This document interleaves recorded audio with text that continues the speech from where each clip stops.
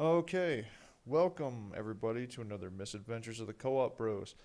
Today is not going to be really a misadventure, but more of a tip on how to play Battlefield and maximizing the efficiency on your tank with your friends. So, let's go ahead and get right into it.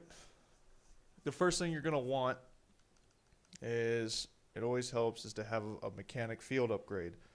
Because at any point in time, of course, anybody who's played Battlefield knows that your tank gets hit. Of course, you have to go out and get repair, but the mechanic upgrade will actually allow it to repair twice as fast.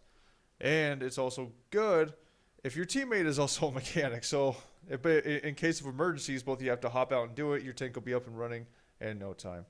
Okay, for vehicle specs, for maximizing your efficiency, you're going to want the secondary weapon, a guided shell. Now, a lot of people don't really use that nowadays. People prefer using the coaxial machine gun or the heavy machine gun. I'm going to explain why you should use the guided shell here in just a moment. But when you're with your friend, you want to make sure and tell him before you start at the beginning of the match, you want his gunner upgrade to have the gunner soul flam. This is one of the best ways I have ever actually utilized a tank in Battlefield, and I'm going to give you a quick demonstration on how that is done.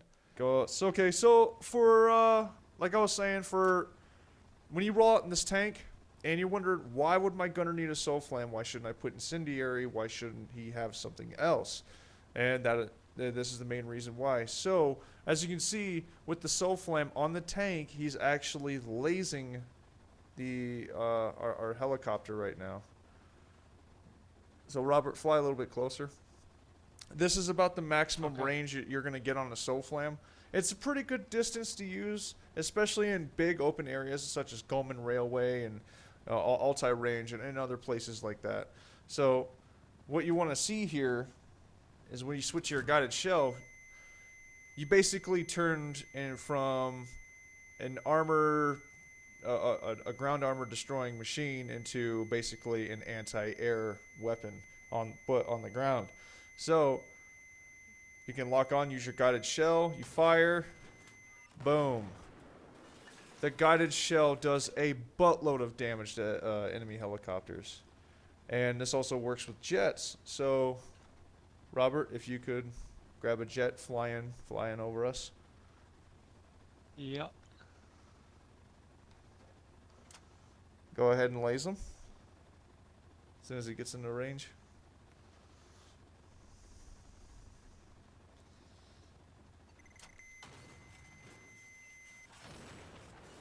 As you can see, jets don't even stand a chance against the mighty teamwork of maximizing the efficiency of the battle tank.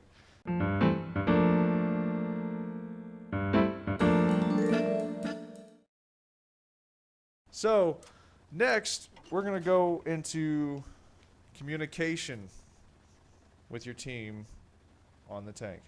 Communication.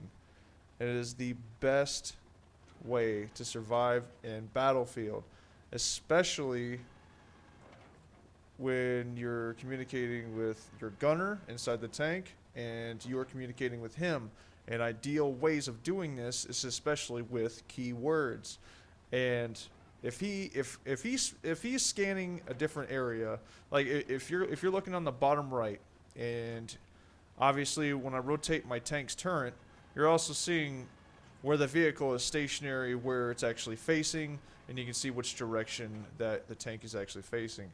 Now the small line is actually where your gunner is facing. So even if he doesn't know cardinal directions right off the bat, because half the time there's a lot of crap going on in Battlefield, you'll either say, hey, I'm facing my target, so immediately look down to the bottom right.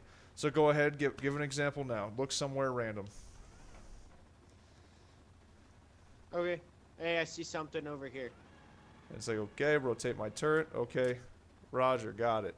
Now I'm facing in his direction. It also helps if you can also identify if it's an actual armored vehicle or if it's a troop running around on the ground. Also, now with keywords when you're shooting is, say if I'm facing in this direction and Taylor, my friend here is a gunner, or my gunner's facing in the front of the tank. Yep. Okay. So if I'm facing in this direction, I'm engaging armored targets, and I don't say anything. Say I'm just okay. I'm just firing away, and my gunner Hey, we got one identifies coming something, up behind us. and I'm like, oh what? And then next thing I know, boom! It's already too late. He's already in front of my tank.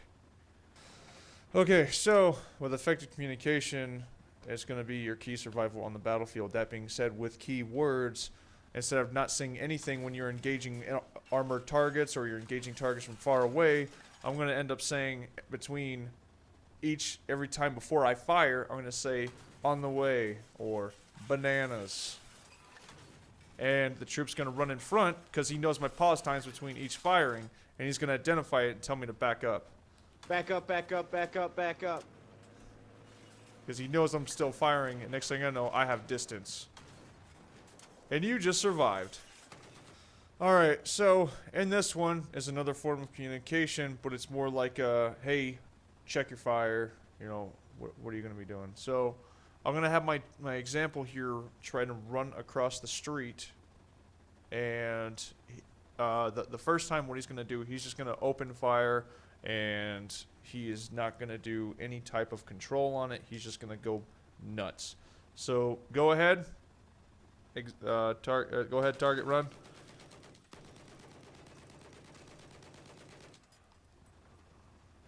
Keep running.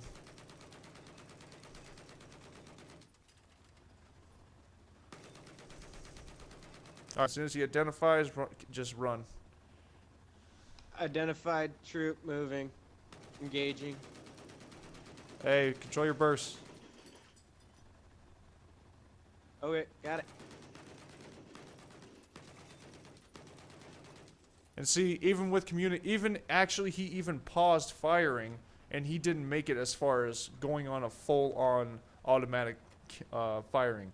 So, effective communication, something just as small as that, will help you survive on the battlefield. With that being said, thank you for watching. These are just small tips on maximizing the effectiveness of your tank with your crew. And as always, I will see you in the next misadventure. Bye!